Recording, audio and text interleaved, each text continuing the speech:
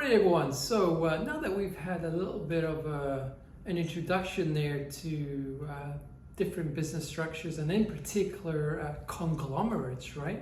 Let's just review then on the key takeaways of what actually are conglomerates. And we'll look at some examples that were mentioned in the reading as well. So just remember, conglomerates are kind of big groups that separate then into separate entities, right? So in other words, conglomerates, they diversify into different sectors and they are typically multinational, right? So they operate in different countries around the world, right? So let's have a look at an example there. We have South Korea. In South Korea, conglomerates are called chaebol and they are typically family run and family operated, right? Family owned.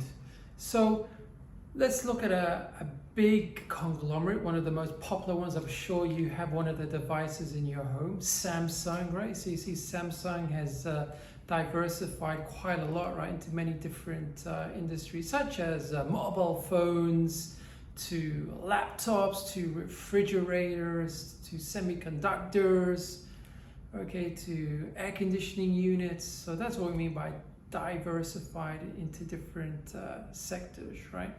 We move across then to Japan, and Japan prior to 1945, conglomerates were called zaibatsu, right? So this was before the end of the Second World War in 1945, and these were typically family run and operated and owned kind of similar to the chaebol in South Korea. However, after the Second World War, that all changed and they were broken up into different groups. So let's look at one of the main conglomerates in Japan. Now, conglomerates in Japan post 1945 are called kairetsu, and we'll look at one of the most famous ones, Sony. And I'm sure you have, once again, one of the devices or products in your house, or have used one of their products, right? So Sony have diversified from its humble beginnings as radio in the 1950s, and they diversified into the music industry, semiconductors, mobile phones, laptops, you name it, very diversified and extremely multinational, right? I'm sure you've used one of the products, especially the camera as well, right?